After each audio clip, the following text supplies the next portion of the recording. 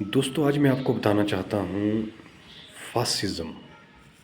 दरअसल ये शब्द क्या है? पॉलिटिकल साइंस की ये टर्म दरअसल बताती क्या है?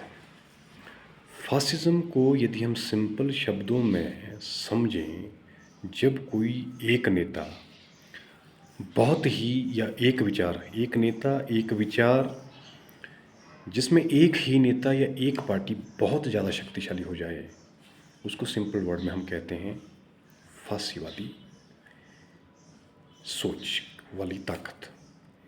यानी जनता के ऊपर कंट्रोल बढ़ जाता है और एक ही आदमी या एक ही पॉलिटिकल आइडिया बहुत सुप्रीम हो जाता है। जब सरकार लोगों के ऊपर सख्ती बरतना शुरू कर देती है, सिंपल वर्ड में, और विरोध की आवाज़ कम हो जाती है, उसको जो है पॉलिटिकल साइंस की टर्म में हम जो है एक सिंपल वर्ड में हम समझ सकते हैं, एक तरह से फासीवादी सोच। अब सवाल है, क्या भारत में फासीवाद आ चुका है?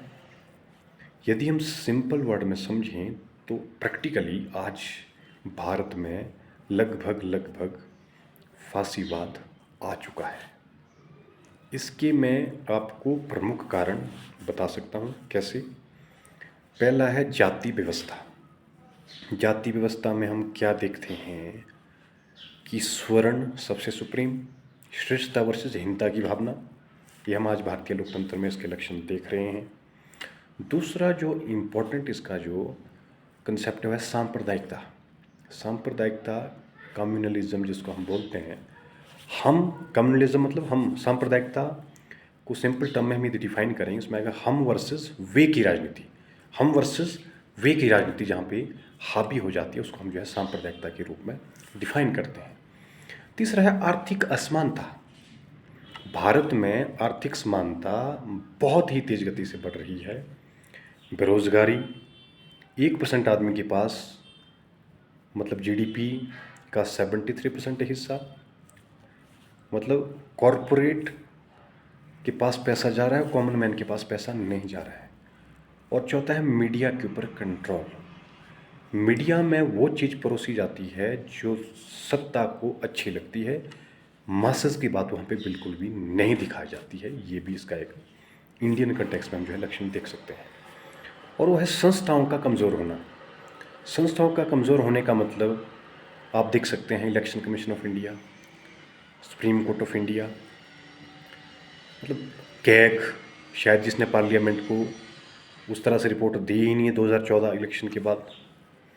नेता पूजा, एक आदमी इतना सर्वोपरि हो जाना, भगवान का, जिस देश में नेताओं की पूजा करना लोग शुरू कर दें, एक आदमी को इतना सुप्रीम मानना शुरू कर दे कि वही सब कुछ है, तो लोकतंत्र से हम जो है व्यक्तिवाद की तरफ जाते हैं। ये भी हम भारतीय लोकतंत्र का एक लक्षण आज फासिज्म के रूप में देखते हैं, जहाँ पे नेताओं की पूजा जो है, यानी लोकतंत्र से व्यक्तिवादी सोच की तरफ हम जाते हैं। और डर की राजनीति, भय, लोगों को भय दिखाना कि आपकी पहचान खतरे में, हिंदू खतरे में है, इस तरह की जो पहचान दिखाई जाती है वो भी एक फासिज्म का लक्षण आप देखते हैं। और इतिहास का बिल्कुल दुरुपयोग। आप भारतीय के इतिहास का, जो इतिहासकारों ने इतिहास लिखा, उसको किस तरह से तोड़ने और मोड़ने की साजिश चल रही है, वो भी इसमें हम पहले देख सकते हैं। और आज़ादी पर बिल्कुल अंकुश, जिसको हम धीरे धीरे आपके ऊपर नियंत्रण, आपकी सोच के ऊपर नियंत्रण, आपको ऐसा लगता है कि ये सोच ठीक है। तो ये सारा जो है हम भारतीय लोकतंत्र में ये सारे लक्षण देख रहे हैं। तो ये सारी चीज़ें, फासिज्म लगभग भारत में प्रवेश कर चुका है।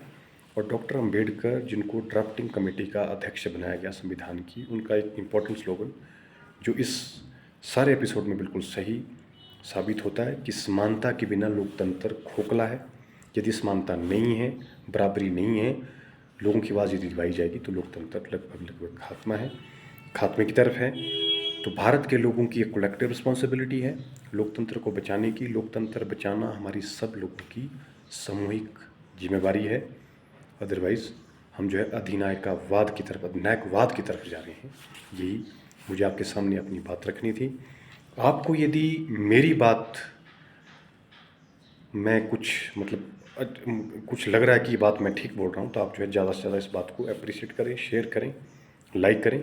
यही मुझे आपके सामने रखना था। Thank you.